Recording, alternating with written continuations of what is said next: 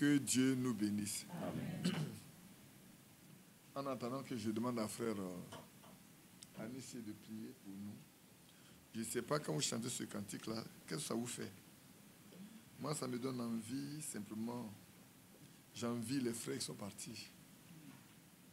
J'envie tous qui sont partis parce que la lutte est finie. Et vous m'entendez là-bas? Ça va? Non, je n'ai pas de ceux qui au fond là-bas. Le Dieu, vous entendez? Vous n'avez pas entendu? Ah, d'accord. Je disais que qu'est-ce que ça vous fait quand vous chantez ce cantique-là? Moi, en particulier, ça me donne d'envier ceux qui sont partis. La lutte est terminée. Ils sont rentrés au port et ils se reposent tranquillement, attendant ce jour-là que nous tous, nous appelons de tous nos voeux. Encore pour nous, c'est vrai, nous continuons encore de lutter. Hein. Pour ceux qui sont partis, la lutte est vraiment terminée. Pour ceux qui sont partis, la lutte est vraiment terminée. Mais pour nous qui sommes encore vivants, nous continuons encore de nous battre, de lutter, de persévérer.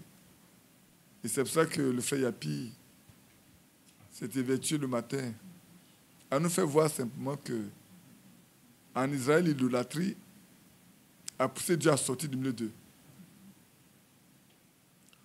Il n'est pas parti d'un seul coup, mais étape par étape. Chaque fois qu'il pose un acte, il prouve qu'il leur montre que ce n'est pas bon. Chaque fois qu'il pose un acte, il leur prouve que ce n'est pas bon.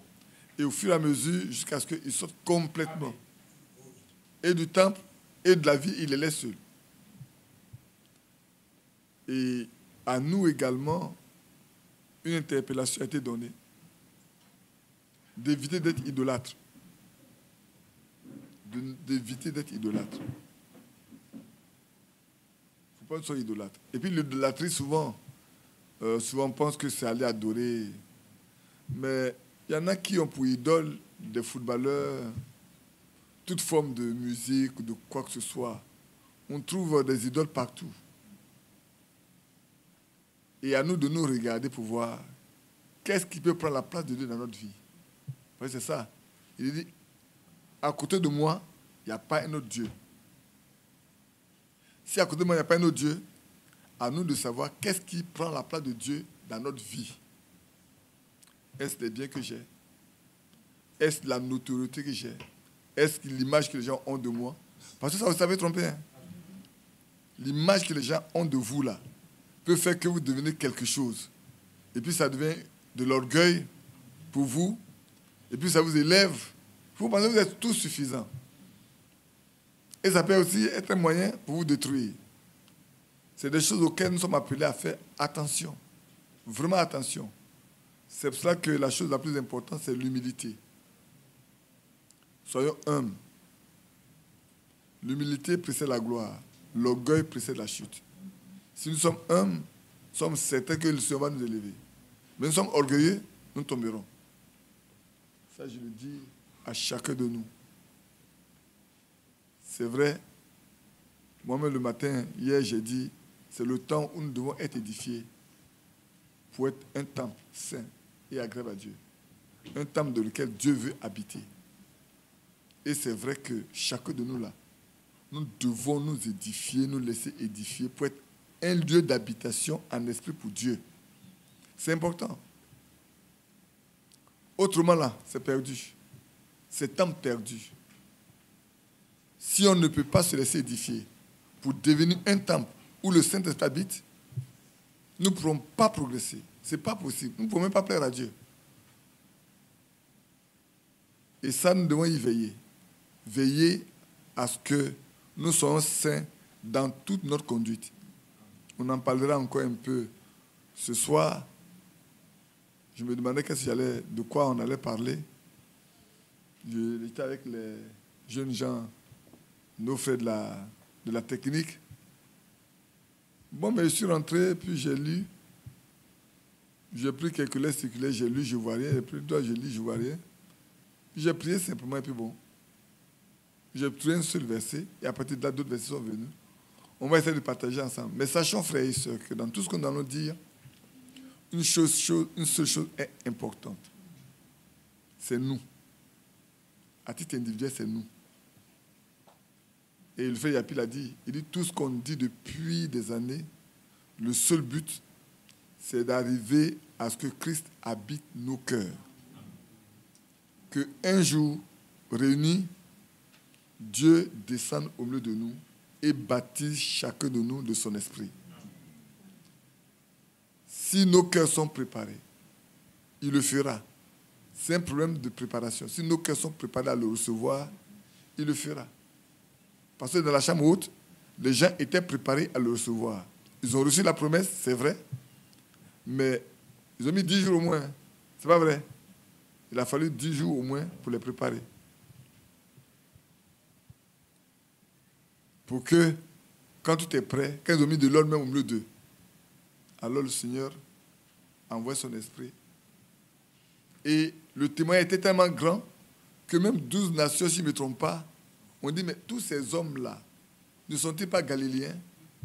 Comment nous les entendons nous parler dans notre propre langue maternelle? Et vous savez qu'il y avait des Arabes, il y avait les Crétois, il y avait les Grecs, il y avait les Éthiopiens, il y avait tout le monde. Ils étaient tous là.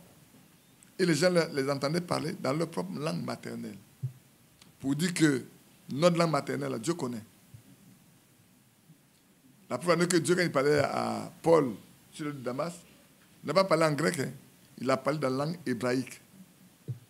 Il a parlé à Paul dans la langue hébraïque. Puisque Paul était un hébreu. Il lui a parlé dans sa langue maternelle. Quoique, il sait bien, il comprend bien le grec et tout, mais dans sa langue maternelle. Et nos langues maternelles, là, Dieu peut nous parler dans notre langue maternelle. Quand il peut nous parler en français, quand il peut parler à mon frère en guéré, en bateau, à Yacouba, en quoi que ce soit, en Haché, en Apollo, pour citer ce que je comprends, en Agni et tout. Dieu peut nous parler, simplement. Mais à nous de prêter attention. Souvent, Dieu parle et on n'entend pas. C'est vrai, si on est réunis là, Dieu parle. Et bien, on n'entend pas. On ne discerne pas que c'est Dieu qui a parlé. Que son nom soit loué. Il faut donner le micro à Nissi, il va prier pour nous, pour qu'on puisse commencer la réunion. Prions. Dieu Tout-Puissant, oui, que ton nom soit loué, amen, béni, alléluia, exalté, oui, glorifié à jamais. Seigneur, avant que nous rassemblions aujourd'hui, toi, tu savais cela. Oui.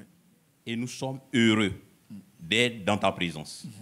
Tu as dit, là où 2 ou 3 s'ensemblent en ton nom, Seigneur, tu es au milieu. Nous sommes venus connaissant que nous sommes des fils et filles de Dieu et ayant en nous la certitude que le Saint-Esprit vient nous visiter. Seigneur, tu es au milieu de nous. Amen. Gloire à toi, ô Seigneur. Oui, c'est vrai. Maintenant, nous te prions de nous disposer.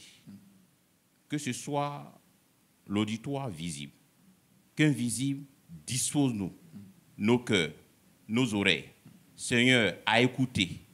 Non seulement à écouter, mais à garder. Amen. Pour que, quand nous quittions notre maison, si nous sommes venus vides, que nous retournions chargés, remplis du Saint-Esprit, de crainte, et que désormais, nous puissions marcher avec ta parole. Oui. Seigneur, n'oublie pas ton serviteur, que tu parles encore par sa bouche. Amen. Au peuple que nous sommes, comme tu l'as toujours fait. Seigneur, fais-le pour la gloire de ton Saint-Nom, au nom de Jésus-Christ, notre Seigneur, notre Dieu. Amen. Amen. Amen. Que le Seigneur nous bénisse.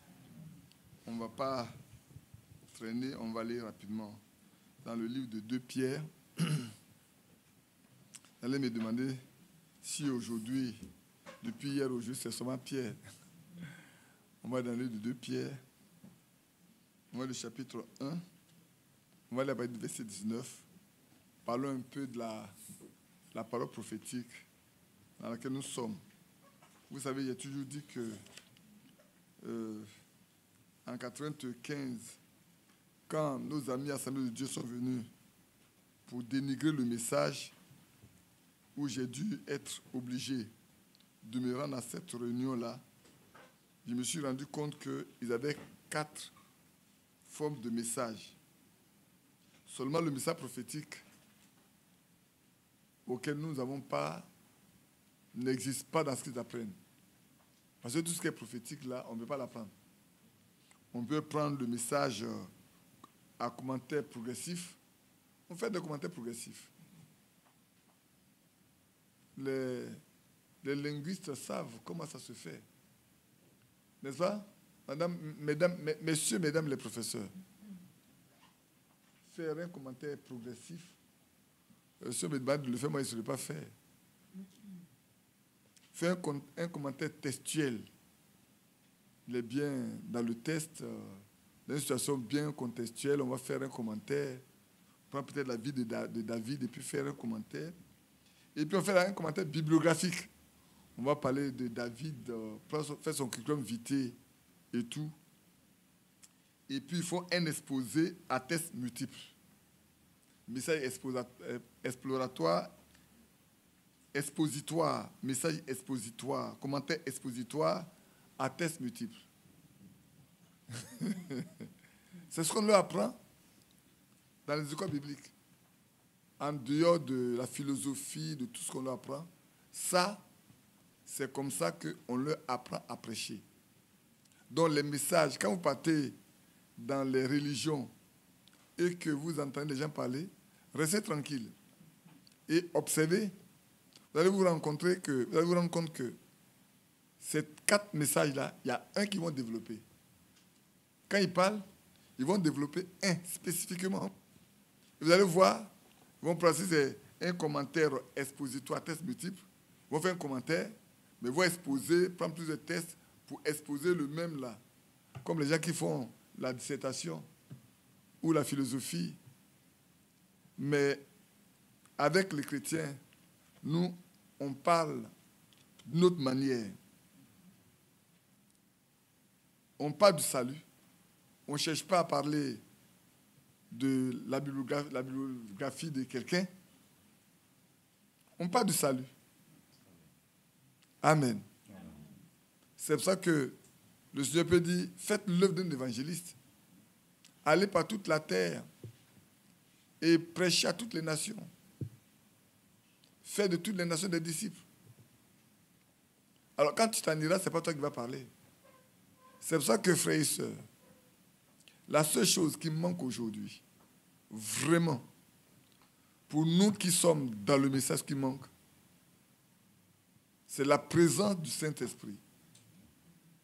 C'est la conduite du Saint-Esprit. Et c'est pour ça que, j'en parlais tout à l'heure, la faim devient de plus grande. Quoique la nourriture est distribuée. Quoique l'ordre qui a été donné a été exécuté.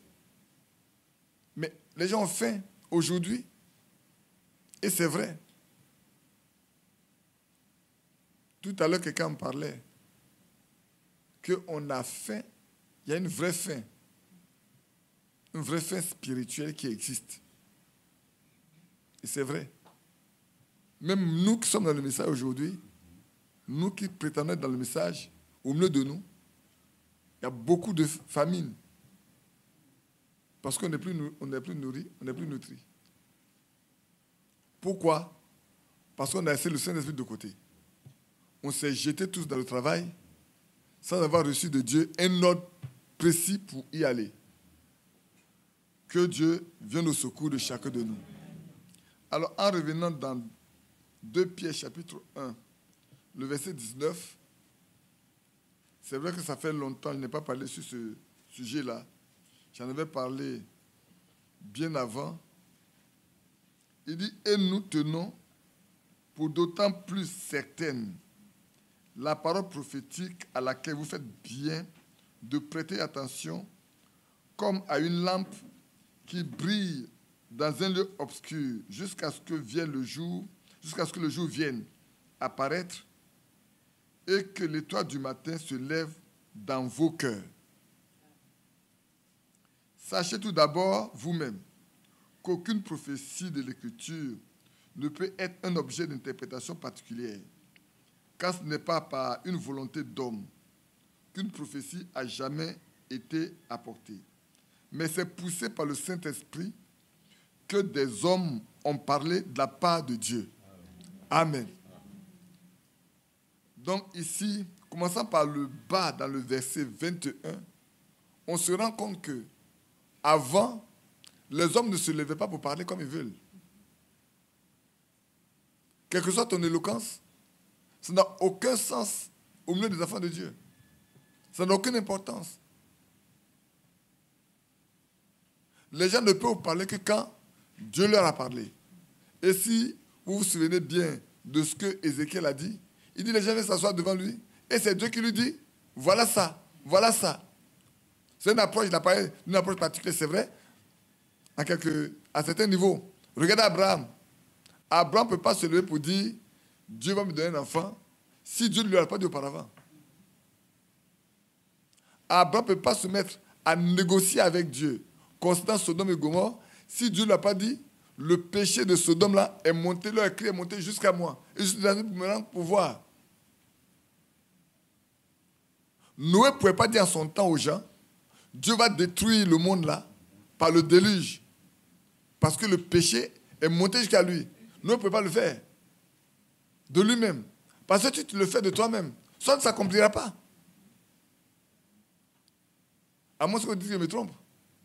Si tu te lèves toi-même pour déclarer des choses, ça n'aura pas lieu. Parce que tu as 99% de chance d'échouer. Mais quand c'est Dieu qui le dit, alors c'est certain qu'il se tiendra derrière pour l'accomplir. Parce que ça vient de lui. Il est complètement attaché à ce qui sort de sa bouche. Il est complètement lié par la parole qu'il prononce. C'est pour ça que quand Isaïe pouvait dire, mais la Vierge enfantera, on pouvait le prendre pour un ridicule. Comment une vierge va enfanter? Et il va le nom d'Emmanuel. Nathan. Isaïe, on t'a toujours pris pour un prophète, mais cette fois-ci, tu es en train de déraisonner. Il dit, Dieu m'a dit qu'une vierge va enfanter. Dieu l'a dit, que vous croyez ou vous ne croyez pas là. Dieu m'a dit. Un point, c'est tout. Vous vous souvenez d'Élysée, ce jour-là en Samarie où il y avait la famine partout. Les lépreux étaient dehors. Mais ce soir-là, quand il a déclaré que demain, à cette même heure-ci là, on vendrait de l'orge pour un denier, pour ceci, pour... Le soldat, sur la main de qui le roi se lève, s'appuie pour se lever, a dit à Élysée, pardon. Même si Dieu ouvre les fenêtres dans le ciel là, de pareilles choses pourraient-il arriver? Il dit, tu le verras, mais tu ne vas pas manger. Frère, quand quelqu'un se tient là et il parle comme ça là, il faut t'agenouiller en même temps pour demander pardon. Il faut t'agenouiller en même temps pour demander pardon. Il dit, tu le verras, mais tu ne mangeras pas. Il faut t'agenouiller en même temps. Il est tellement sûr de ce qu'il dit qu'il n'a pas compris qu'Élisée était un prophète qui parlait de la part de Dieu. Et quand le temps est arrivé, quand les lépreux sont venus et qu'ils ont annoncé, ils ont pris des chevaux les plus maigres qui existaient là pour aller voir. Quand les envoyés sont venus, ah c'est vrai. Tout le monde est sorti, il n'y a pas un qui va rester chez lui. Les gens étaient affamés pendant tout le temps. Tout le monde se précipite. Mais il était aussi... Ce qui est bien, c'est que le roi le charge de la garde de la porte. Le roi, il faut garder la porte là, il faut garder. Pour surveiller. Et les gens étaient tellement nombreux qu'ils l'ont poussé pour tomber. Ils ont marché sur lui. Ils sont partis chercher leur nourriture. Quand il venait, il est déjà mort. Il a vu, mais il n'a pas mangé.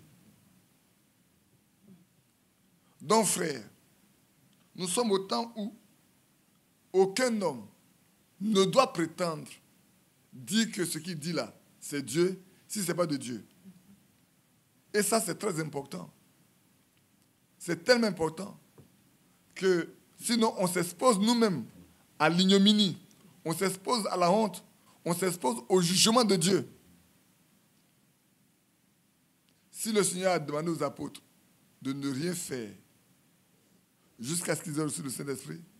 Que devons-nous nous autres faire aujourd'hui?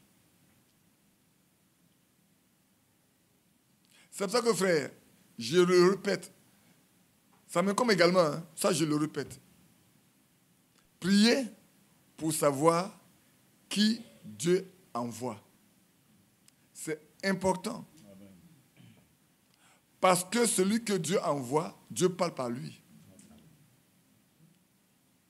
Si Dieu envoie quelqu'un là, il est obligé de parler par lui. Si tu t'envoies toi-même, Dieu ne parlera pas par toi. Tu peux faire beaucoup de beaux discours, beaucoup de belles dissertations, mais quand les gens sont sortis de là, ils sont vides, ils sont creux. Ils vont se demander, mais quand on est venu, qu'est-ce qu'on a appris? Qu'est-ce qu'on a reçu? Rien. On est venu, on s'en va comme on est venu. On repart tel qu'on est venu. Mais celui que Dieu choisit là, un mot même suffit. Est-ce que Pierre a fait un long discours pour que 3000 personnes donnent leur âme à Christ? Non. Pas un long discours. C'est juste qu'on fait de longs discours. Hein. Nous, on fait de longs discours, on expose beaucoup de choses.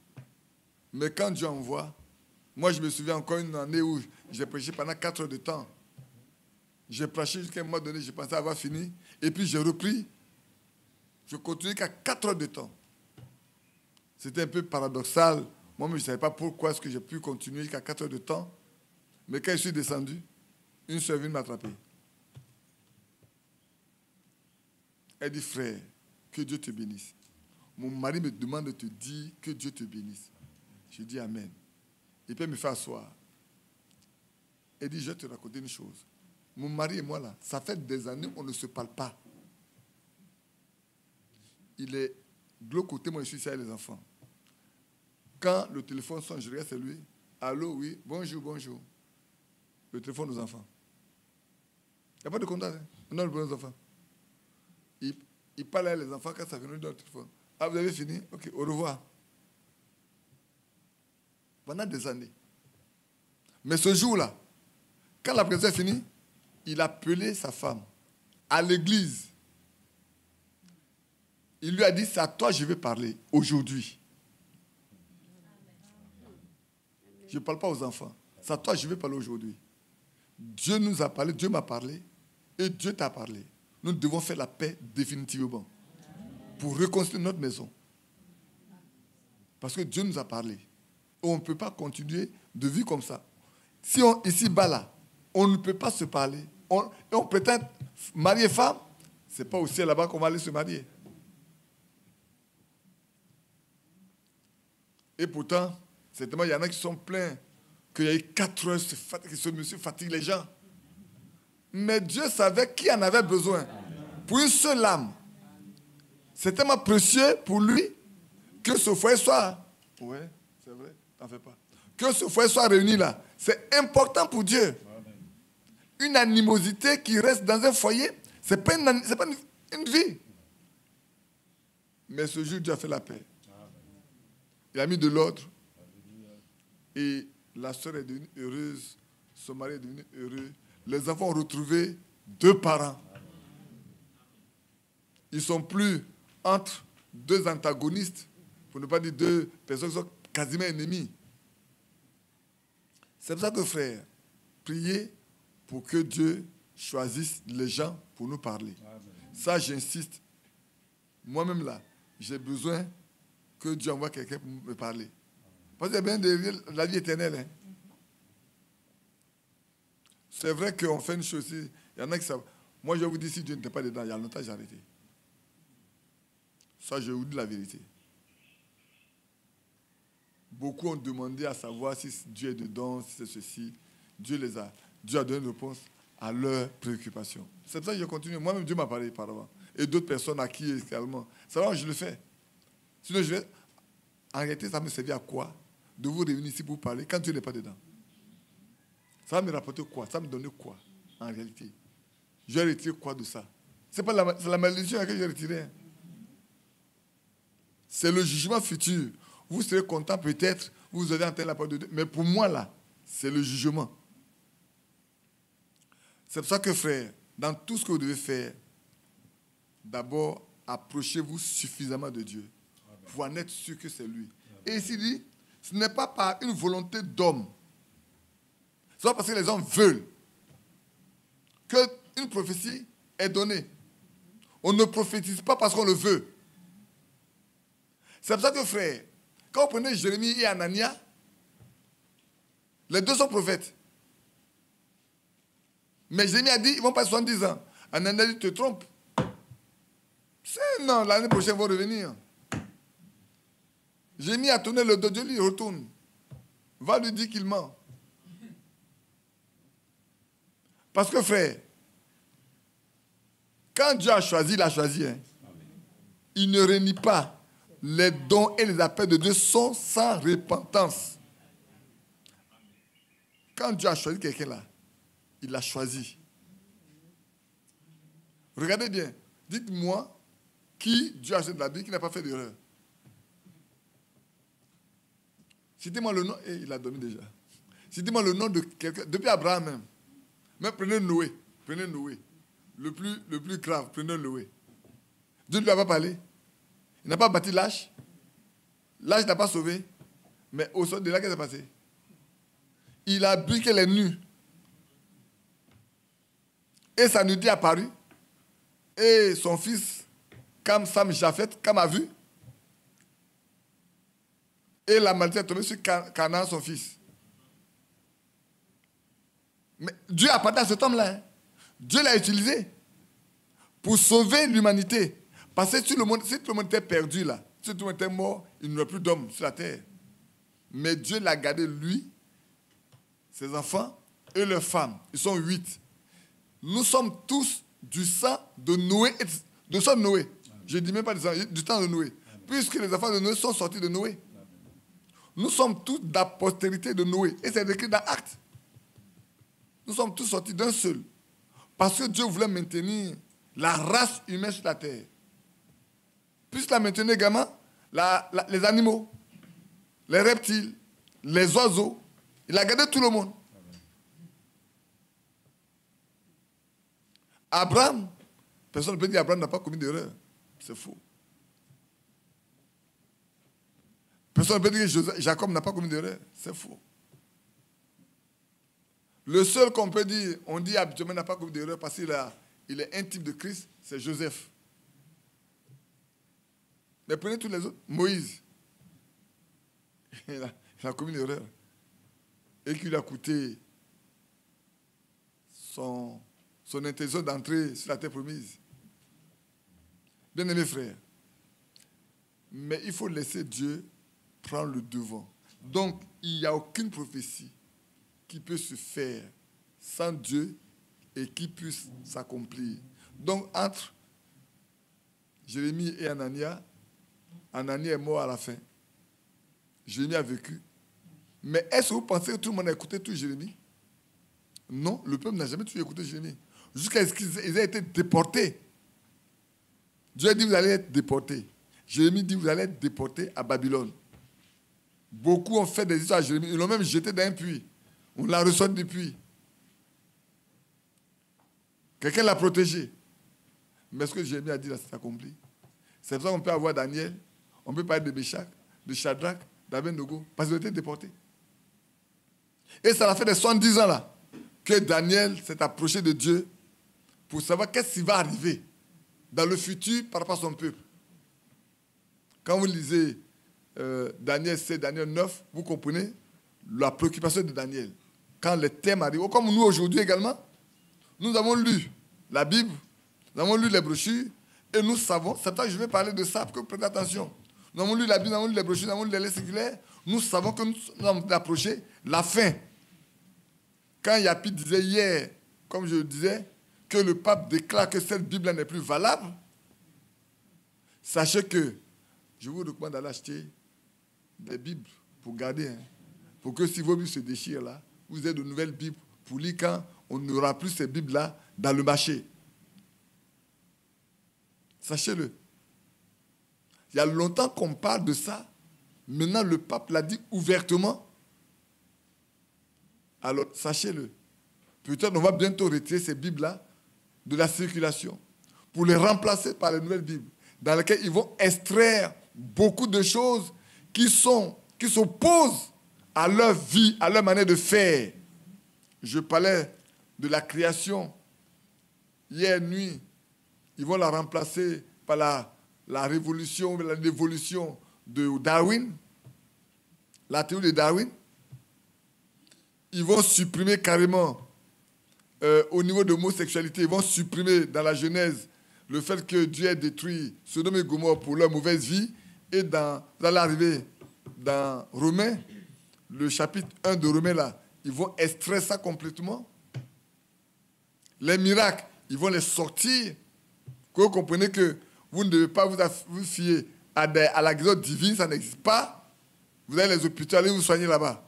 Parce que les autres, c'est des vendeurs d'illusions. Et comme je vous ai dit la fois hier, que moi j'écoutais un message de Frère Branham qui dit, aujourd'hui, on n'a plus de foi. On a installé, on a transféré dans les cabinets des médecins la guérison divine. On a plus confiance dans la médecine que dans la promesse que Dieu a faite de nous guérir. Cela doit interpeller le croyant que nous sommes, les prédicateurs que nous sommes là. Cela doit nous interpeller pour que nous sachions exactement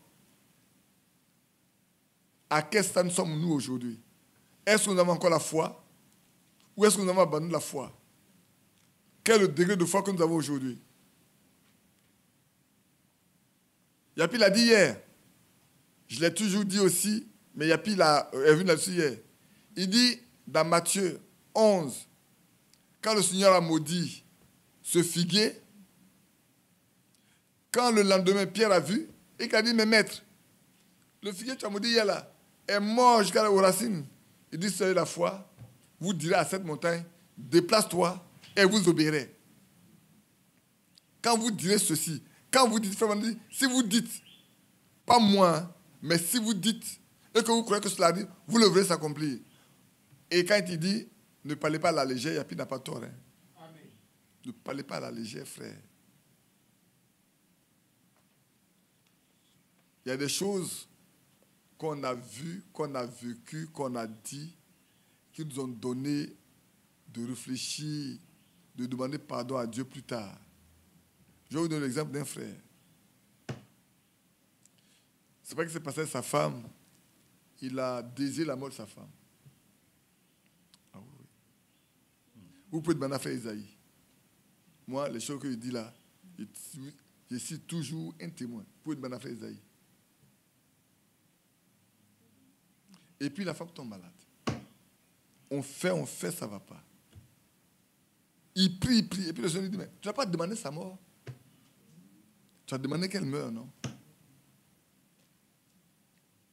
Pourquoi maintenant tu cherches qu'elle guérisse? Il est tombé à genoux, Seigneur, pardonne-moi. Pardonne-moi. Pardonne-moi. Il pensait que Dieu n'avait pas écouté. Ça peut prendre le temps, ça prend. Hein? Mais faites attention.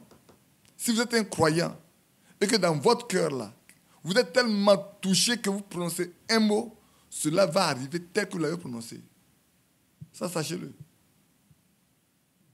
Je vous cite ces exemples seulement. Je ne vous cite pas d'autres.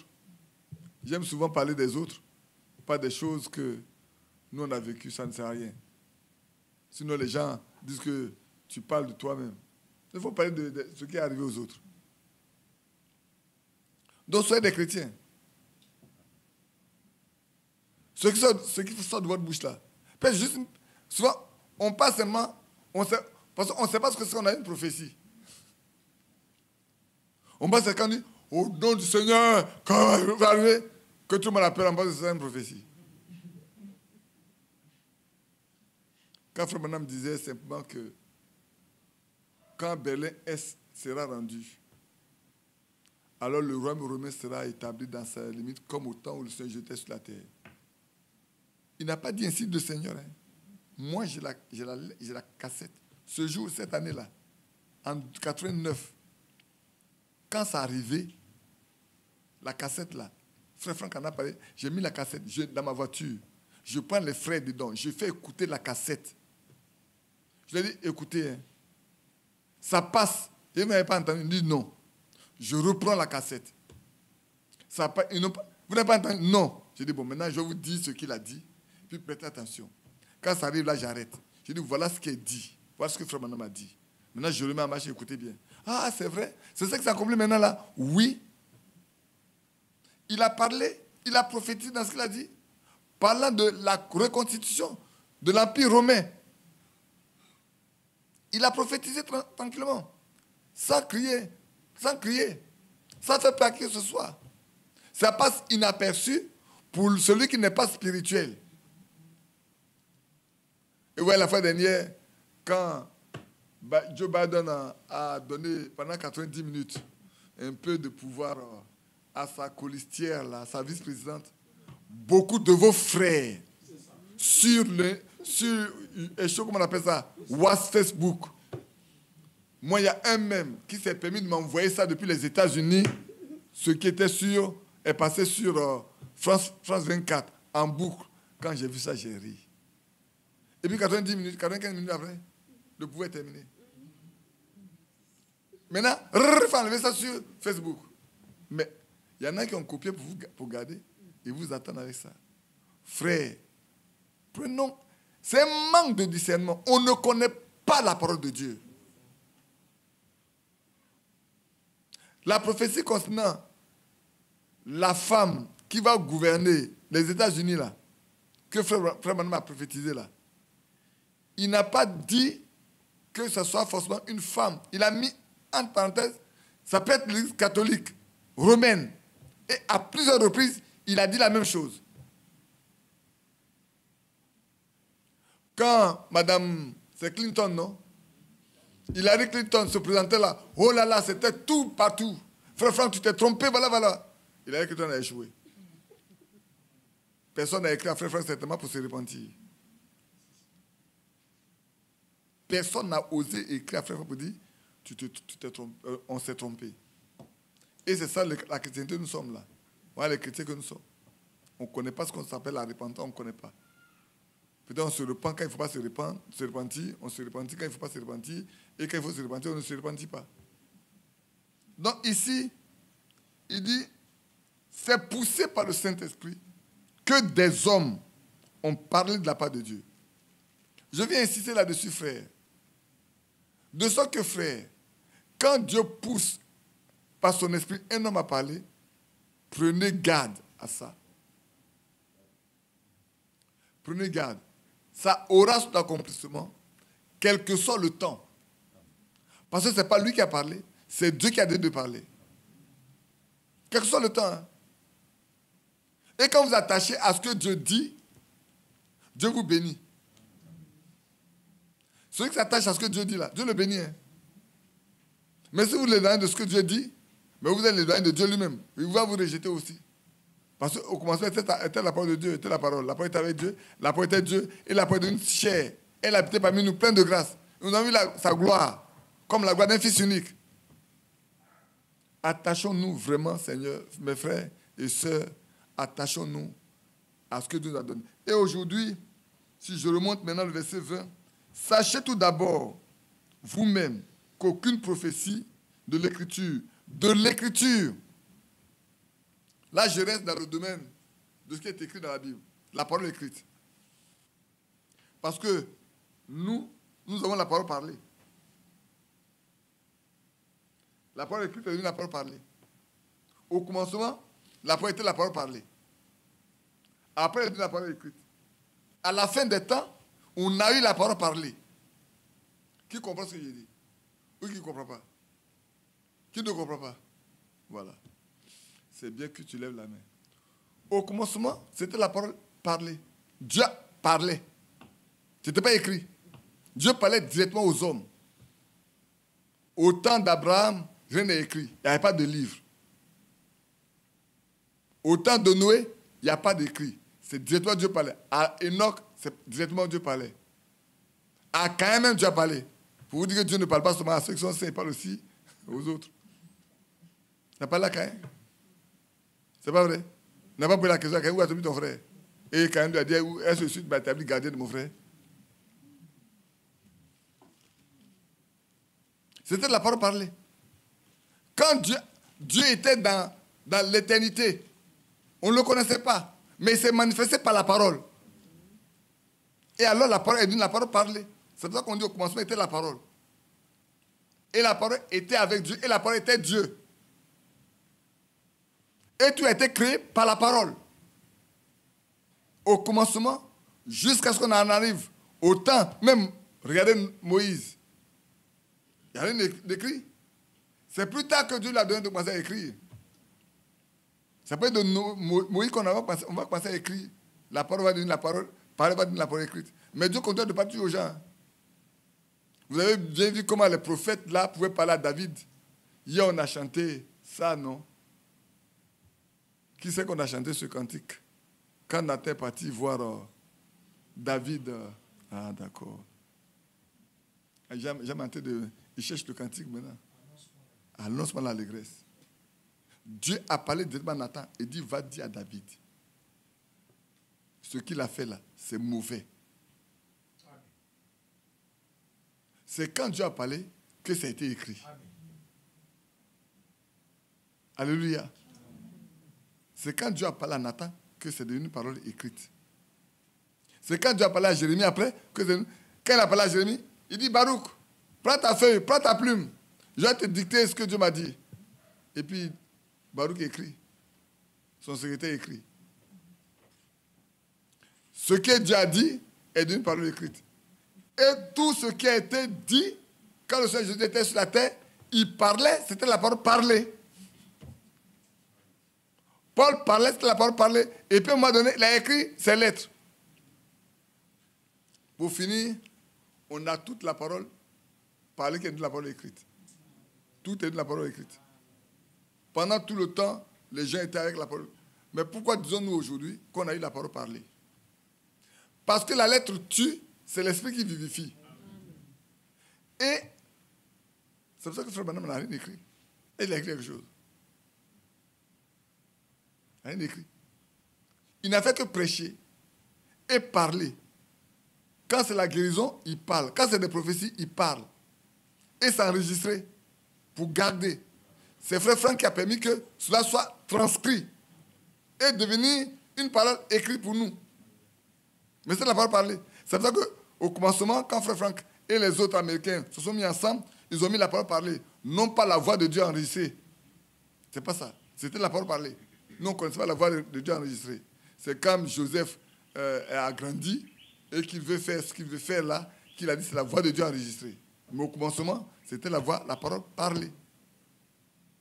Dieu a parlé à notre temps pour nous avertir, pour nous prévenir, pour emmagasiner la nourriture pour nous. Parce que Dieu l'a voulu ainsi, pour chacun de nous. Dieu nous connaissait. Peut-être on était inscrit même sur la paume de ses mains. Il savait quand on naîtrait. Frère, l'enlèvement aurait pu avoir lieu du vent de Frère Branham. Et puis on ne serait pas là. Mais Dieu savait qu'on viendra. Et il n'a pas voulu que cette parole soit perdue. Il a choisi quelqu'un pour qu'il s'occupe de ça. C'est vrai qu'aujourd'hui, ça devient beaucoup difficile pour beaucoup de personnes. Mais c'est normal, frère. C'est normal. Et ce que Dieu dit, on ne peut pas l'interpréter.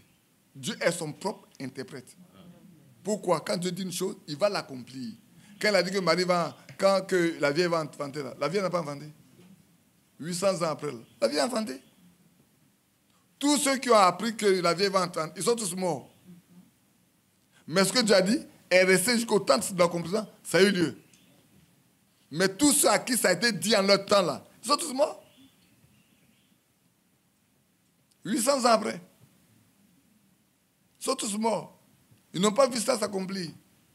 Élise même nous dit, c'est Esaïe là, qui est le prophète, on l'a mis dans un bois et on l'a scié doucement, doucement, jusqu'à ce qu'on le tue. Frère, vous comprenez? On le met dans un morceau de bois. Les bois creux là, on le met dedans. On te prend, on te met dedans et puis on prend un scie. On pense à ton pied là. On scie le bois là jusqu'à... On ne te voit pas où? On scie ton bois jusqu'à on coupe, on enlève. Ça saigne.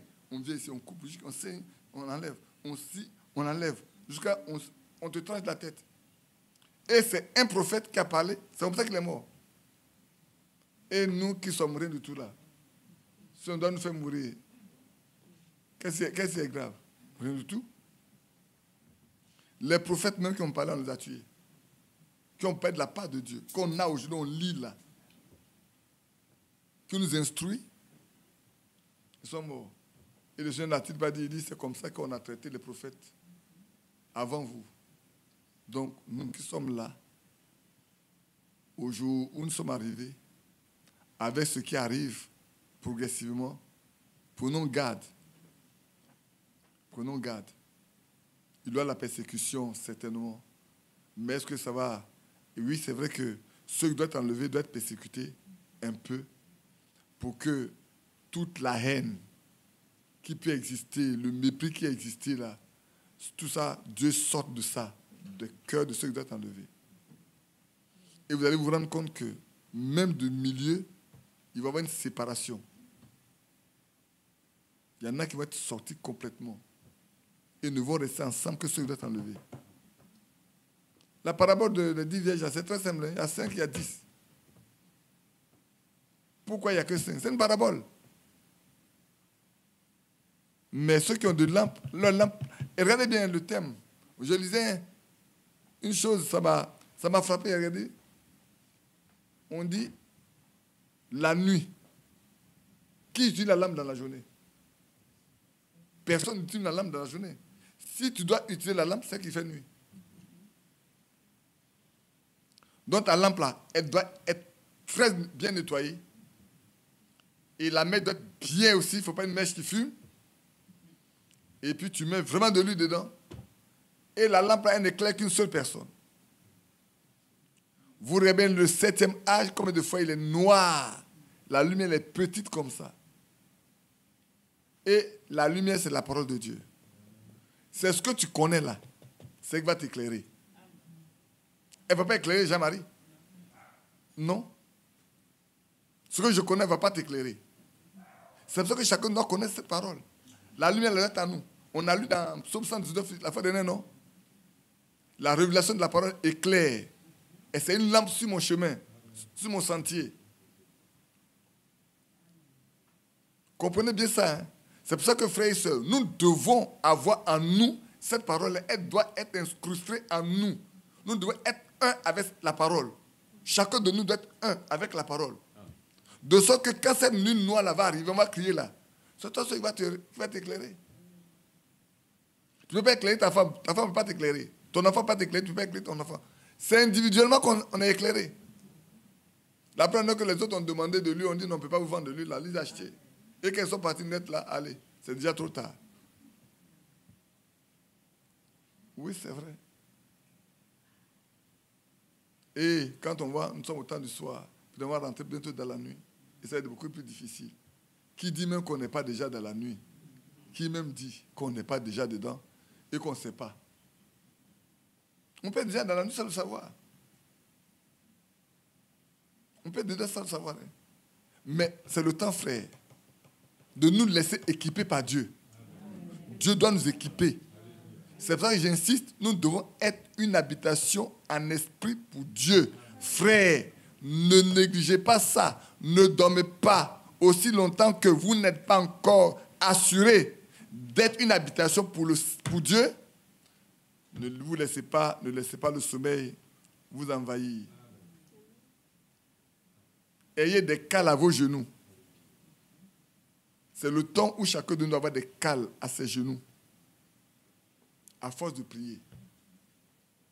Vous vous moquez un peu des musulmans parce qu'ils collent leur tête contre le sol jusqu'à tout ça devient noir. Et puis quand ils passent, ils sont contents de voir que ça c'est noir. Comme s'ils prient beaucoup. Mais si nous, on nous demande nos genoux, c'est lisse comme ça. La fois dernière, j'ai mis quelques personnes à genoux. Là, ça n'a pas duré. Hein. Elle me regarde là-bas. Je les ai mis à genoux, on a prié. Après 30-45 minutes, le genou ne tient plus. Il y a trop de graisse sur le genou, là, ça ne tient plus. Ça glisse ça comme ça glisse comme ça fatigue. Hein? Que Dieu nous aide. On poursuit. Maintenant, on va aborder l'aspect, j'ai dit, ça c'est le privilège que nous avons. J'appelle ça le privilège. Il n'est pas donné à tout le monde. Même, frère, ce que nous lisons là, ce que nous recevons, ce n'est pas donné à tout le monde. Dieu m'a fait grâce de passer dans beaucoup d'églises, du message. Si je suis souvent peut-être incompris, difficile, parce que quand je vais dans une église, ce n'est pas pour chercher à prêcher. Je vais aller m'asseoir. Pourtant, on dira que je suis comme un espion. Peut-être oui. Je m'assois pour regarder comment ces gens-là vivent. Parce que pour moi, le niveau des serviteurs est déterminé par la vie que mènent sous leurs responsabilités. Voilà mon analogie. C'est ce que j'ai dit la fois dernière à des frères à la réunion. J'ai dit, frère, moi, là, quand je vais quelque part, ce n'est pas pour prêcher. Hein. Ça ne m'intéresse pas de prêcher, ce n'est pas ça. Ça va, il n'y a rien à dire, mais ce n'est pas ça. Je veux voir celui qui est là. Comment prépare-t-il les frères, les sœurs là pour l'enlèvement? Le niveau de vie que ces hommes et ces femmes mènent est signe de niveau de vie que lui-même il a. Ça dépend, ça prouve ce qui est en lui. Parce que tu ne peux pas donner ce que tu n'as pas, frère. Tu ne peux pas. Jean-Marie, je peux te donner ce livre-là si je n'ai pas. Non. Ce n'est pas possible. Et apporter la vie aux autres, c'est que toi-même tu as la vie en toi. Si frère Branham n'a pas la vie en lui, ce qu'il avait prêché là, frère, ça sert vraiment les lettres. Ça n'arrête même pas apporter la vie. Comment frère Franck a pu se rendre compte? Mais il est différent des autres. Il y avait beaucoup d'évangélistes télévisuels qui aussi guérissaient. Mais les miracles dans la vie de frère Branham étaient différents. Son enseignement était différent. Mais pourtant, tout le monde lisait la même Bible. Tout le monde lisait la même Bible. Quand il a commencé à aborder la semence du serpent, mais tout le monde le prenait pour un fou. Comment on peut dire le serpent a une semence? Mais la Bible dit qu'il a une semence. Je mettais inimitié entre ta semence et sa semence. Il sait qu'il a une semence. Je mettais inimitié entre ta semence et sa semence. Donc la femme va avoir une semence. Et l'autre aussi a une semence. Aujourd'hui, nous qui sommes dans le message, qui comprenons, il y en a qui comprennent ça par la lettre. Hein. Parce que frère Manuel l'a dit, par la lettre on comprend. On peut défendre, oui, par la lettre. Mais ceux qui comprennent ça par l'esprit, ils sont très peu. Ceux à qui Dieu révèle ça, ils sont très peu. Il y a beaucoup qui sont là, on récite. La semaine du serpent, voilà ça. Quand il y a la semaine du serpent, oui. Mais qui dit que toi, tu n'es pas la semaine du serpent? Qui dit que toi, tu n'es pas la semaine du serpent? Si le Seigneur a appelé fille de malin, les pharisiens de son temps, vous allez vous payer le diable. Il dit, si c'était fille d'Abraham là, vous comprenez ma parole. Si Abraham était votre père là, vous ne chercherez pas à me tuer. Mais vous êtes pour père le diable. C'est parce que vous ne comprenez pas ma parole. C'est pas vous cherchez à me tuer. Parce que celui qui cherche à tuer, c'est qu'il est, il a pour père Caïn. Oui, frère. Celui qui cherche à faire du mal à un autre là, c'est qu'il a pour père Caïn. C'est lui qui au commencement était du malin et qui tua son frère Abel. Donc, pour revenir ici, j'appelle ça le privilège. Et nous tenons pour d'autant plus certaines. Pour ceux qui comprennent bien français, ils sont plus aptes à expliquer ça que moi. En d'autres termes, ce dont nous allons parler là, c'est tellement une certitude pour nous qu'on ne peut pas douter de ça. Nous tenons d'autant plus certaines la parole prophétique à laquelle vous faites bien attention. Vous prêtez attention. Frère, est-ce que nous prêtons attention à cette parole prophétique que Dieu nous a donnée à cette fin de temps? Est-ce que nous attachons une attention particulière à ce que Dieu nous a donné à cette fin de temps? Est-ce que c'est quelque chose de précieux pour nous? Quelque chose de réel? Quelque chose qui ne doit pas être mélangé du tout. Malheureusement, on tombe dans la religion. Progressivement, on tombe dans la religion. La fois dernière, je parlais de frère Lambert. Ça fait plus de 15 ou 20 ans, il avait fait un songe. Et chaque fois que le temps passe, il m'appelle et me le dit. Il dit, mais Lambert, souviens-toi de ton songe. Hein? Qu'est-ce qui se passe dans son songe? Dans le songe, c'est seulement ceux qui croient au message qui n'appartenaient pas au groupement des religions. Ils étaient les seuls. Mais dans ce songe-là, tous les frères de ce message ont été faits, ils devaient aller faire allégeance. Et l'un des grands de ce message dit, ah, vous avez fini par comprendre comme nous. Vous venez nous rejoindre maintenant. Demandez à Lambert. Hein. La grande préoccupation de Lambert aujourd'hui, là, c'est ça. La peur de Lambert, c'est ça. Il y a plus de 15 ou 20 ans, Dieu le lui a montré. La peur de frère Lambert, je vous le dis, si vous voulez à la sortie, appelez-le, dit, frère Badi a dit que tu as fait un songe où les frères du message sont partis se joindre à la religion, au groupement, et on t'a dit, ah, vous avez compris, maintenant vous venez vous joindre à nous? Posez la question. Posez la question, hein. Qui veut lui poser la question? Personne ne veut lui poser la question. Mais posez la question. Soyez certains. Sœur, frère, soyez certains. Appelez Lambert, demandez-lui. Voilà ce que frère Badi a dit de toi. Est-ce que c'est vrai? Je peux me tromper, non? Je suis un homme, je peux me tromper. Faites comme les Bériens. Et vérifiez ce que Paul disait. N'ayez pas une confiance aveugle. Je vous dis d'appeler Lambert pour vérifier, vous ne voulez pas. Vous qui êtes à l'étranger, là, appelez frère Lambert pour vérifier. Il va vous le dire. Le message, là, va finir dans la religion. Très peu vont rester en dehors. Le grand nombre va finir dans la religion. Et si nous étions donné encore 100 ans, on sera pire que les catholiques. Pire que les catholiques. Ça, je le dis. Et j'assume ça pleinement.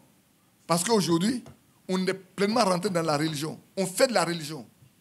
Et je vous ai donné les signes de la mauvaise église. Où on donne des noms aux autres. C'est les autres là qui donnent des noms. Hein. On chasse les autres. On les méprise. Voilà où on arrive. Aujourd'hui, dans ce message-là, surtout en 2021 où on est là. Frère, tu ne peux pas parler avec un frère. Celui avec qui tu étais frère hier, là. Aujourd'hui, vous ne pouvez pas parler ensemble. Hein.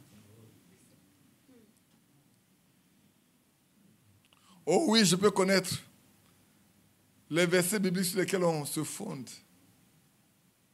Si quelqu'un arrive chez toi avec une doctrine étrangère, ne lui dis pas bonjour, c'est vrai. Mais je dis, mais tu as oublié Matthieu 24. Je vais vous donner Matthieu 24. J'ai écrit où ça même? J'ai mis ça. Matthieu 24, c'est où? J'ai écrit Matthieu 24. Je vais vous donner ça tout de suite. J'ai écrit beaucoup de versets. Depuis l'âge que j'ai lu encore d'autres versets, pas encore d'autres versets. Peut-être que je reviens là-dessus. Mais je peux vous donner Matthieu 24 directement même. Même dans Jean même. Prenons dans Jean 10 d'abord. Prenons dans Jean 10. C'est pour ça que moi je ne m'inquiète pas. Hein. Frères et sœurs, je ne m'inquiète pas du tout. La seule chose que moi je cherche à faire, c'est de vous enseigner ce qui est vrai. De vous donner la parole véritable. Sans mélange. Alors, quand les choses arriveront, vous saurez faire la différence, vous-même. Je vais lire le verset 1. Jean chapitre 10. En vérité, je vous le dis, celui qui n'entre pas par la porte dans la bergerie, mais qui y monte par ailleurs est un voleur et un brigand. Mais celui qui entre par la porte est le berger des brebis. Le portier lui ouvre et les brebis entendent sa voix. Il appelle par leur nom les brebis qui lui appartiennent et il les conduit dehors. Lorsqu'il a fait sortir tous ses propres brebis, il marche devant elles. Et les brebis le suivent parce qu'elles connaissent sa voix. Elles ne suivront point un étranger, mais elles fuiront loin de lui parce qu'elles ne connaissent pas la voix des étrangers. Frère, est-ce que ceux en qui la voix de Dieu existe suivront-ils un étranger? Jamais. Enseignons-nous la vérité. Laissons la voix de Dieu dans le cœur de nos frères et sœurs. Elles ne pourront jamais suivre une fausse doctrine, à moins qu'elles soient destinées à ça. Sinon, elles s'en iront nulle part. Mais parce que vous avez instruit, comme quelqu'un dit, vous nous avez tellement bien instruit qu'on peut vous poser des questions. Je dis oui. On n'a rien caché. On a enseigné, vous pouvez nous poser des questions, on pourra répondre. Et j'ai dit, le fait, ce n'est pas de prêcher qu'il y a quelque chose. Hein. C'est être capable de répondre aux questions quand tu as prêché, qui est le plus important. Quand tu as prêché une chose, on te pose une question et puis tu ne peux pas répondre là. Alors c'est grave. Tu dois être capable de répondre aux questions. Ça veut dire Frère Branham a répondu à beaucoup de questions. Moi, j'ai toutes les questions à répondre, Frère Branham. J'ai tout. J'ai tout. Toutes les questions à répondre, Frère Branham. J'ai tout. J'ai les dates. J'ai toutes les questions. Je peux vous apporter toutes les questions et réponses. En français comme en anglais, je peux vous les apporter. Moi, je les ai eues en anglais depuis 87.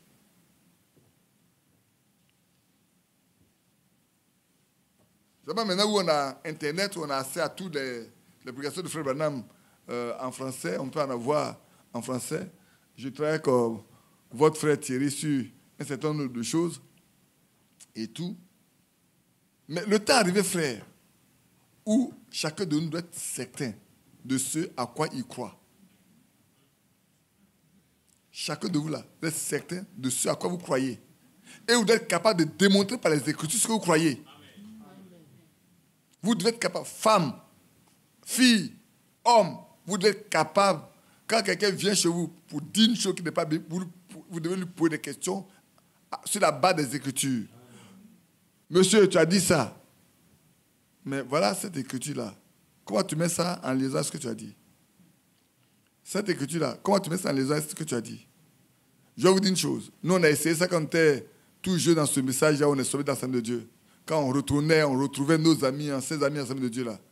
Quand ça commence, on dit, nous, on n'est pas branhamistes. Nous, on n'est pas branhamistes, on est croyants. Alors, quand on commence à leur poser des questions, on y va. On va. Vous savez comment ça se termine? Ça se termine dans la colère. Le gars, il se met dans la colère noire. Par moment, il t'insulte. Pour prouver qu'il n'est pas un croyant. Il est purement un religieux. Pour prouver qu'il est un croyant. Moi, j'ai lancé des défis à des gens dans la foi. Hein. Il y a un qui est mort aujourd'hui. Il est venu à la foi, il est mort aujourd'hui. Comment il s'appelle là? La famille de Bangourou. Victorine, il était à Bobo avec nous. Son nom va venir. Hein, comment? Non, pas Djara. Djara, lui, il est parti à Bakari. Je vais vous donner son nom. Lui, il était de Ima. Et puis, un jour, on s'est croisés en cité. Et puis, on a parlé. On a discuté, on a parlé. Il a dit, cher ami, moi, j'ai mis ma foi en jeu. On va se lancer un défi. Vendredi prochain, là, on va se retrouver.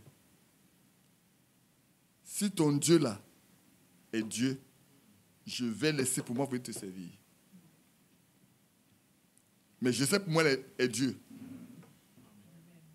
Mais je te dis, si pour toi, elle est Dieu, là, vendredi prochain, on se rencontre.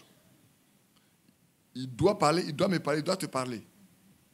S'il me dit que pour toi, elle est vraie, je m'en irai. Mais s'il te dit que pour toi, elle est faux, que pour moi, elle est vraie, tu dois venir. Et puis on s'est laissé. Dites-vous, quand ils sont allés chez moi, ils allaient jeûner, prier. Je n'ai même pas prié pour ça. Je n'ai pas prié pour ça. Je sais à quoi je crois.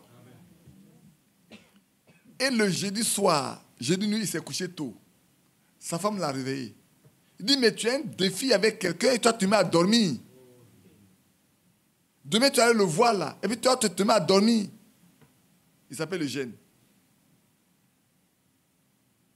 Je ne connais pas ce second nom, mais on l'appelle le frère Eugène. Et puis sa femme l'a réveillé. Il a passé son temps. Il a prié, il a prié, il a prié, il a prié, il a prié, puis il s'est endormi. Et puis il voit toute la terre là dans des tourments. Et les abeilles piquent tous ceux qu'ils trouvent. Ils viennent en masse comme ça. Et il était dedans, lui aussi courait. Pourquoi l'abeille ne pique pas? Quand il est arrivé à mon niveau, je l'ai attrapé, il dit, viens ici. Et viens t'attraper ici. Cela ne peut rien faire. Arrête-toi ici. Les abeilles sont passées. Donc pousse les gens. Et puis le ciel s'est ouvert. Un cantique a commencé à chanter. Il a commencé à chanter le cantique. Il a chanté le cantique et s'est réveillé. Quand il s'est réveillé, il était jour. J'étais au 2e étage, lui il était au 4e étage. Quand il s'est réveillé, il a quitté sa chambre là. Il est parti dans l'autre bâtiment chez Corentin.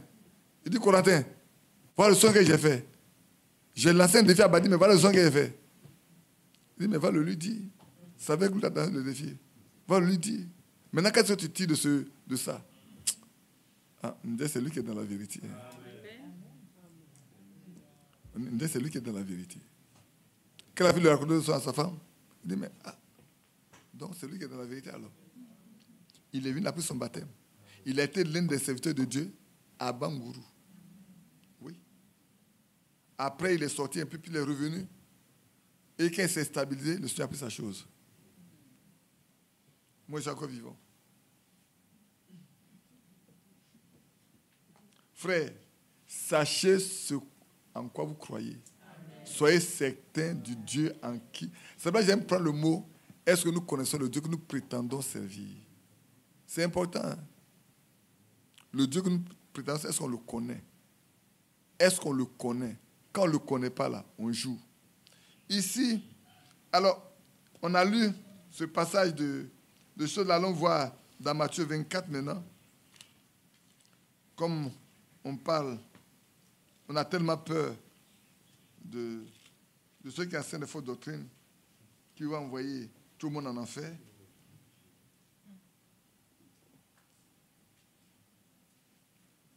Je l'ai pas dit verset 24, chapitre 24, verset 24. Quand il se verra des faux prophètes, de faux Christ plutôt, et de faux prophètes, ils feront de grands prodiges et des miracles, au point de séduire, s'il était possible, même les élus. Ce qui veut dire que, quels que soient les miracles, les prodiges qui vont être faits, un vrai élu ne pourra jamais être séduit par ça. Parce que l'élu là, ce n'est pas les miracles qu'il regarde. Il regarde la parole de Dieu et il regarde la vie que tu mènes. Parce qu'on les reconnaît à leurs fruits. Qu'est-ce qu'il soutient? L'onction là peut venir sur tout le monde. Hein? L'onction là, tout le monde peut la voir. Mais la vie, tout le monde ne peut pas la voir. La vie n'est donnée qu'à ceux qui sont, dès le commencement, destinés à être fils de Dieu ou filles de Dieu. Si vous êtes chrétien, au vrai sens du terme, ce n'est pas maintenant. La fois dernière, j'ai posé la question à Cécile, non? Ouais. Et ça, Irène, j'ai posé la question. Elle est en train de réfléchir, chercher. Elle dit, c'est pas de ton baptême. Non. Et puis, d'accord. Frère, dans Éphésiens 1, il est écrit, nous avons été élus dès la fondation du monde. Depuis la fondation du monde, là, tu as été élu. Si aujourd'hui tu es destiné à l'enlèvement, sache que depuis la fondation du monde, tu es destiné à l'enlèvement. Personne ne peut te l'arracher. Pierre n'a-t-il pas renié le Seigneur? Mais n'est-il pas revenu? Pourtant, quand Jules n'est pas dit de se tuer. Paul n'a pas marché avec plusieurs, mais à la fin, il a dit tous m'ont quitté. Même Démas. Mais Timothée est resté. Tite est resté. Et parfois, c'est resté avec lui. Frère, la seule chose dont vous devez être certain, avant de revenir à ce dont nous parlons, Vous devez avoir la certitude que vous êtes fils de Dieu dès le commencement. Ayez ce témoignage-là en vous. Que l'Esprit de Dieu vous témoigne que vous êtes enfant de Dieu. Quand vous avez ce témoignage-là, vous pouvez dormir tranquille. Le reste, c'est Dieu qui décide. Vous allez partir à l'enlèvement, c'est lui qui décide. Vous n'allez pas partir à l'enlèvement, mais la vie éternelle, vous l'avez. Vous ne mourrez pas, vous n'irez pas en enfer parce que vous avez la vie éternelle. C'est ça qui manque aux gens. La certitude qu'ils ont la vie éternelle, ça leur manque. C'est pour ça que j'ai dit, on va parler de la nouvelle naissance après. Je vais revenir sur la nouvelle naissance. Pour que beaucoup de personnes qui doutent encore s'assurent, ils soient rassurés. S'ils ont fait l'expérience réelle avec Dieu, qu'ils sont nés de nouveau, ils peuvent rester tranquilles. Parce qu'ils sont nés d'eau et d'esprit, ils sont nés de la parole et de l'esprit. La parole donne la vie. Dans la parole de Dieu, il y a l'esprit de Dieu. Et Dieu vous donne son esprit. Si vous voulez, je prendrai l'une des questions qu'on appelait à Frère Branham sur la nouvelle naissance. Je vais vous la prendre, je vais venir vous la lire également. En plus de ce qu'il a prêché, vous la question qui a été posée. Comme ça, vous allez comprendre. Je vais vous le lire. Et je regarde dans l'air circulaire, là où Frère Franck a parlé de la nouvelle naissance, je prends le tout pour vous montrer ce que c'est la nouvelle naissance. Pourquoi vous ne savez pas balloter, associer, est-ce que vous êtes sauvé de votre frère, celui qui est sauvé, il sait. Un enfant, quand il est né, là, il sait pas, on ne sait pas qu'il est né. Un enfant, il est né, tout le monde voit qu'il est né. Il en est le même dans la vie chrétienne. Quand on est là, ça se voit, ça se vit, ça se sent. On n'a pas besoin de te demander. Quelqu'un qui est là, il sait. Il va voir que tout est différent par rapport à avant. Ça va pour un jour, hein. Ça va pour un mois, ça va pour 2 ans, ça va pour 3 ans. C'est pour tout le temps que tu vivras. Ça ne veut pas dire que tu ne vas pas avoir des points faibles.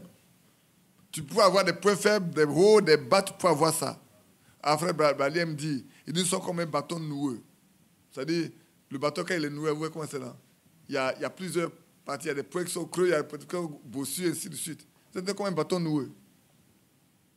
Et quand tu es comme un bâton noueux, quand on te regarde là, tu n'es pas rectiligne comme ça, pour dire que tu es tout droit. Non, non, non. Il y a des coins creux comme ça, c'est tordu. Vous voyez comme on dit, c'est torsadé. Là, tout le monde comprendra. C'est tellement torsadé qu'on regarde, il y a des points qui sont gonflés, il y en a qui sont entrés. Et puis voilà, c'est comme ça la vie du croyant. Mais c'est un fils de Dieu. Il est fils de Dieu. Dieu sait tous les chemins par lesquels il passera. Tout il passera, Dieu sait. Dieu n'est pas surpris par ce qui lui arrive. Dieu ne savait pas que... Je vais vous poser une question. Vous pensez que Dieu ne sait pas qu'un jour David allait prendre Bathsheba, la femme de Uri? Vous pensez que Dieu ne le savait pas avant? S'il ne le savait pas, ce n'est pas Dieu. Il savait que ça allait arriver. Mais pourquoi David n'est pas beau? Il dit c'est l'homme selon son cœur. Et cependant, il a pris David. Il a fait roi. Et il est resté roi jusqu'à ce qu'il meure. Même quand son fils a voulu le chasser, il lui a retourné. Il a chassé. Mais il est revenu prendre son pouvoir tranquillement. Et les gens sont venus le chercher. Il faut revenir. Absalom est mort. Frère, pourquoi, et puis vous disiez hier, pourquoi tous les enfants qu'on a déportés, tous les enfants hébreux qu'on a déportés à Babylone, il n'y a que 3 qui sont restés attachés à Dieu. 4. Il n'y a eu que 4 qui sont restés attachés à la vérité. Ils ne sont pas tous des hébreux, comme les autres. Mais parce qu'en eux, quelque chose existe pour dire, ici, là, c'est de la souillure. Les autres, eux, ils ne voyaient pas que c'est de la souillure. Mais les 4 savent que c'est de la souillure, ils ne peuvent pas aller là-bas. On ne peut pas aller dans la souillure. Il dit on ne peut pas aller là. Maintenant, teste-nous. Si tu te rends compte que ce n'est pas ça, alors fais de nous ce que tu veux. Mais frère, si vous mettez votre confiance en Dieu, vous ne serez jamais dans la confusion. Quand il a testé, il s'est rendu compte que mais leur visage était même plus rayonnant. Ils sont même plus intelligents que tous les autres. Il a dit au roi, mais il y a 4 ici, là. Il dépasse tout le monde en intelligence, en sagesse. Et vous voyez comment Dieu fait les choses. À peine arrivé que le roi fait un songe. Les satrapes, les ceci, les cela, personne ne peut interpréter. Et on doit mettre tout le monde à mort. Et alors, Daniel va demander, pourquoi est-ce que l'attendant du roi les dur comme ça. Il dit, voilà, il dit, bon, il faut lui demander, n'a qu'à nous d'à côté une semaine. Et puis on va revenir vers lui. Oh, c'est bon de connaître Dieu, hein. Frère, soeur. C'est tellement bon. Vous savez, depuis qu'on arrive, moi, je peux encore reposer. Hein. Alors, j'ai parlé pendant combien de temps déjà? On a commencé à 16h, non? Ouais, vers 16h30. Ça fait 1 heure de temps. Je parle encore pendant 15 minutes et puis on va garder le reste pour la prochaine fois. Je ne me suis pas encore reposé. Il dit, mais attends un peu. Demande-lui, on a qu'à accorder un peu de temps.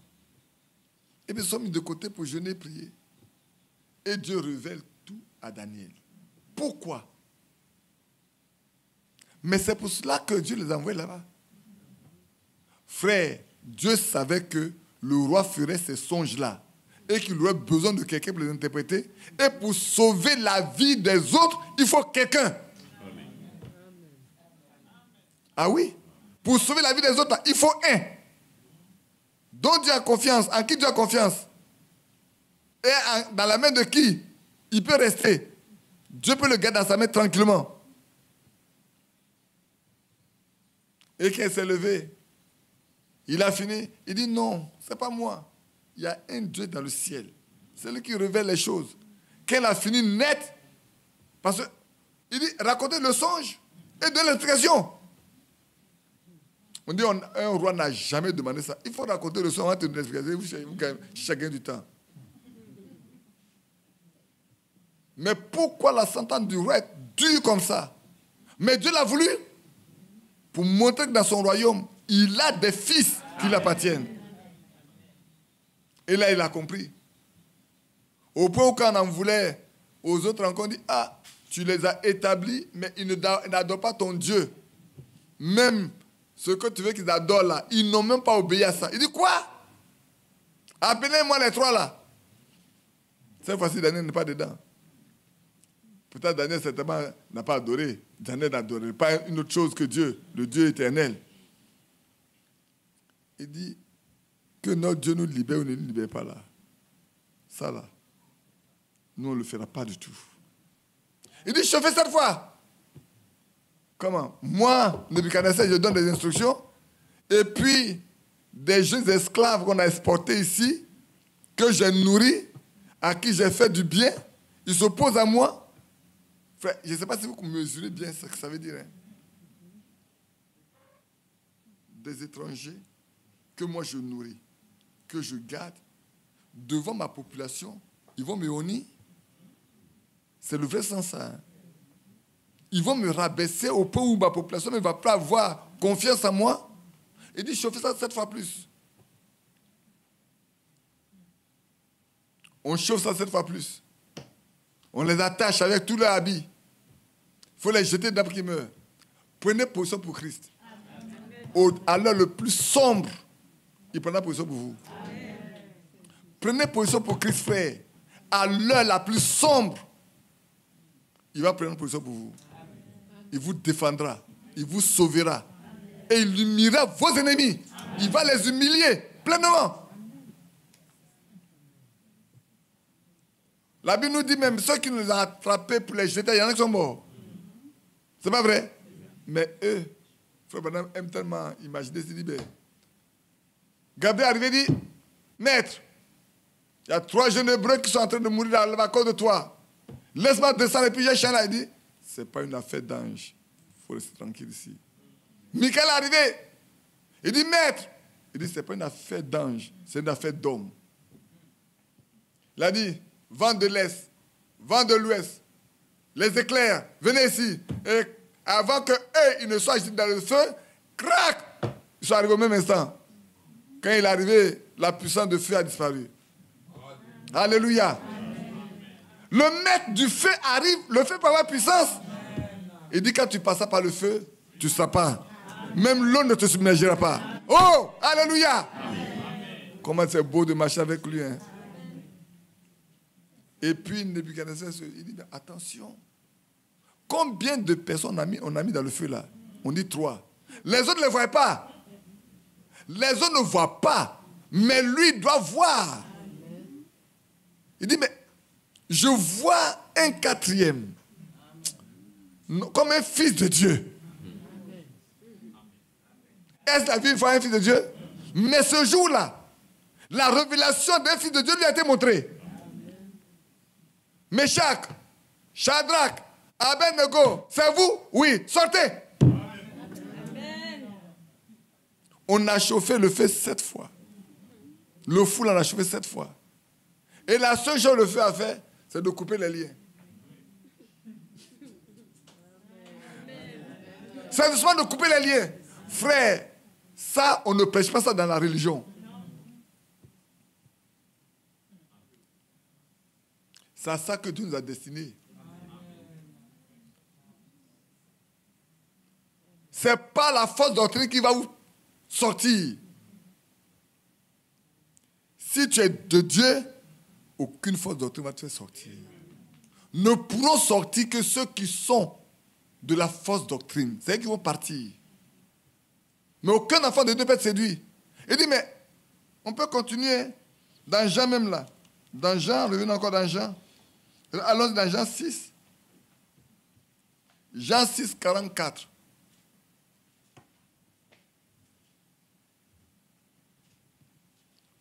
Nul ne peut venir à moi si le Père qui m'a envoyé ne l'attire, et je le ressusciterai au dernier jour. Il n'a pas dit que je vais le laisser mourir et puis je vais l'abandonner. Si le Père qui m'a envoyé là t'attire à lui, frère, tout le monde ne peut pas aller à Christ. Notez-le.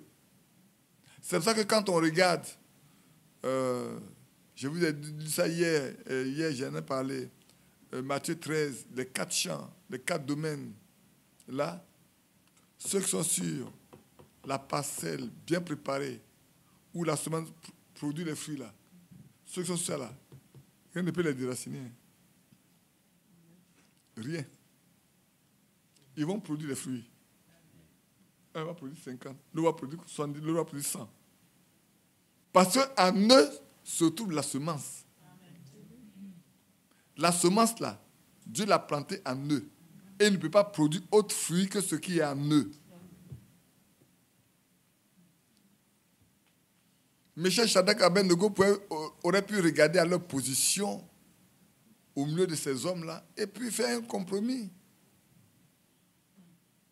Ils auraient pu regarder à leur position là. Bon, ils sont haut placés dans cette nation. Les gens les respectent et tout. Ils auraient pu faire des compromis. Mais ils ont préféré mourir pour leur Dieu que de se contenter des biens de la terre. Des renoms. Parce que les hommes aiment bien les renommer. Hein. Des renoms. Être bien vu. Être bien vu.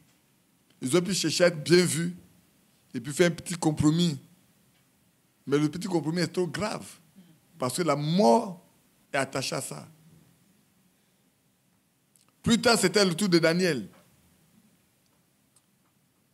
Le roi. Il y a un qui est dans ta nation là, qui t'a élevé plus que tout, mais il ne respecte pas, il ne croit pas en tes dieux. Il faut prendre un décret. Ce sont les lois des Mèdes et des Perses, c'est une loi inviolable là. Que de telle période à telle période, on n'adore pas un autre Dieu, si ce n'est que le Dieu que toi tu adores. Quiconque le fera là, on le jette dans la fosse de lion, il doit mourir. Le roi savait bien de qui on parlait. Mais il y a des moments où les gens sont obligés de plaire aux hommes.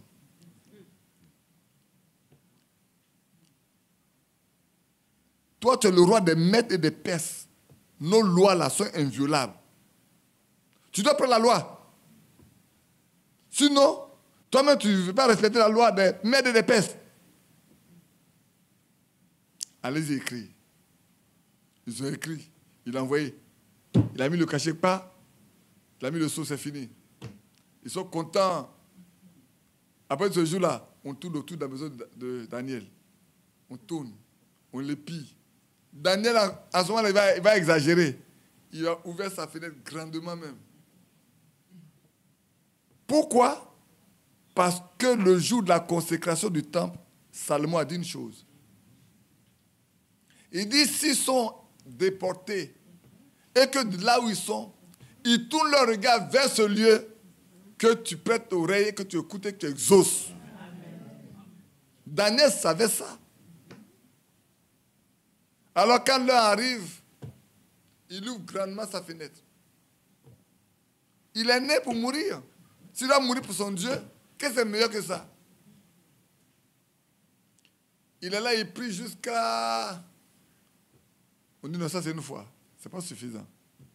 À midi, il prie jusqu'à... On dit non, ce n'est pas encore suffisant. Si on va dire comme ça, on dit qu'on ne lui cherche pas là. Le soir, il fait la même chose. Au bout d'un certain temps, le roi, ton Daniel là, tu n'as pas interdit que pendant telle période là, on ne doit pas prier notre Dieu que ton Dieu. Il dit si. Il dit mais il y a un là, Daniel. Voilà, on a compté.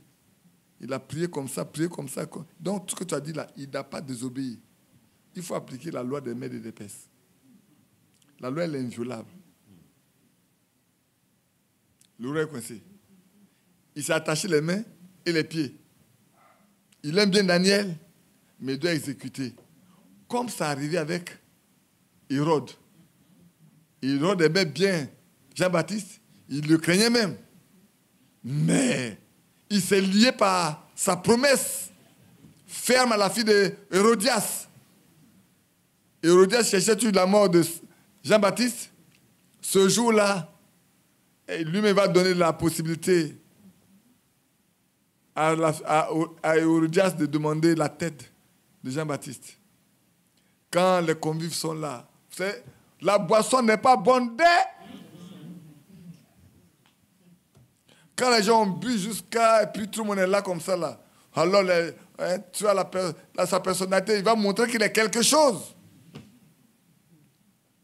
La fille a dansé, il était tellement qu'on a dit, mais demande-moi ce que tu veux, même quand ça c'est la moitié de mon royaume. Dansé dit, mais qu'est-ce que je vais demander? Il court là pour aller voir sa maman. Il dit, mais voilà ce que ton mari m'a demandé. Il dit, j'ai dansé, il était tellement content. Il dit, même si c'est la moitié de son royaume là, il va me le donner. Après, la mère aurait dit, bien, prends la moitié du royaume, et puis moi je vais régner dessus, on ne va régner dessus. Va lui demander de te donner sur le plateau, maintenant même, la tête de Jean-Baptiste. Elle ne veut pas voir cet homme-là dans ses regards. Elle ne veut même pas entendre parler de lui. Elle ne veut même pas le sentir. Il faut qu'on élimine la terre. Quand il est rentré précipitamment, je veux sur un plateau la tête de Jean-Baptiste. C'est vu, Dieu est difficile, les frères. Pour la simple raison qu'il a tenu tête à cet homme en disant, il ne t'est pas permis de prendre cette lappe comme femme. C'est la femme de ton frère, tu ne peux pas la marier. Oui. On a envoyé des soldats pour décapiter Jean-Baptiste dans la prison. Vous voyez le plateau qui saigne. Oui. Les convives étaient là. Je me demande dans quel état étaient les convives. Moi, je me suis posé la question. Je me pose, les convives étaient là. Dans quel état? Est-ce qu'ils n'ont pas été sur un état de choc? Ou bien ils ont eu un gouverneur qui a de l'honneur? Et le plateau a été remis à la fille qui n'a pas été dans sa mère. Elle arrive bien la tête, c'est Jean-Baptiste. Ma fille, félicitations. Tu as sauvé ma honte. Ah oui? Tu as lavé mon indignation. J'ai fini par voir cet homme. C'est grâce à toi. Moi, je vais te donner peut-être la moitié de ce que j'ai. Je m'imagine ça. T'en fais pas du tout. Tout ce dont tu as besoin, là, je te donne tout. Pour avoir lavé ma honte. Mais un jour, elle répondra pour ça. Aujourd'hui, elle peut se réjouir, mais dès qu'elle ferme les yeux, elle va trouver ce Jean-Baptiste qui lui dit, adultère que tu es. Il ne t'est pas permis de la voir pour mari. Nous nous retrouvons ici. ce que j'ai dit va te juger. La Bible dit, les saints jugeront le monde. Sauf les adultères et les débauchés, Dieu s'en occupe. Pourquoi? Parce que dans le jardin d'Éden, c'est ça qui a fait la transgression, qui a mené là tout, qui a tout détruit. On va juger tout. Ça veut l'apôtre Paul dit, mais si vous savez que les saints vont juger le monde, c'est les problèmes de ce monde-là, qu'il n'y a pas de sage au milieu de vous. Malheureusement, dans nos églises, effectivement, il n'y a pas de sage aujourd'hui. Pour trancher des problèmes des frères, il n'y en a pas. Pour trancher les problèmes de frères, il n'y en a pas. Pour trancher les problèmes dans les foyers, il n'y en a pas. On cherche des compromis. Que Dieu nous fasse grâce.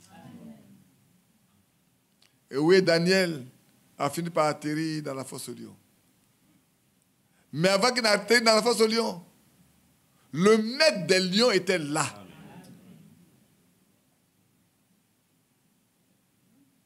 Oui, c'est beau, hein, frère. C'est une parole prophétique.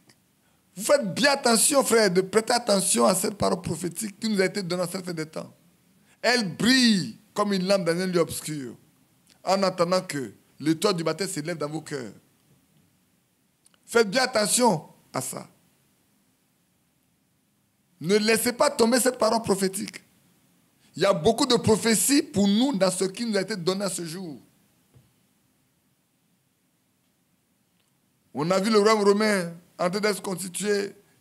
C'est dur, c'est difficile. Par moments même, il y en a qui doutent certainement. Est-ce que c'est ce que Dieu dit s'accomplit toujours? Ça prendra le temps, ça prendra. Mais ça aura la fin un jour.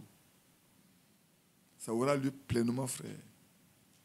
Et toutes les autres choses qui ont été dites également auront leur accomplissement. Que Dieu nous bénisse. Amen. Je voulais qu'on arrête là. On va poursuivre, Dieu voulant, dimanche prochain, pour montrer les éléments que nous connaissons ou que nous ne connaissons pas, que nous devons connaître pour savoir que nous sommes vraiment à la fin et à la fin des temps et que nous devons, frères et sœurs, nous attacher à Dieu au point d'être un avec lui. Attachons-nous à lui au point d'être un avec lui. Soyons un avec Dieu. Soyons un avec notre Seigneur. Vivons avec lui. Soyons dans le corps. Plions nos genoux jusqu'à ce que ce qui est une promesse devienne une réalité dans la vie de chacun de nous. Que Dieu nous bénisse.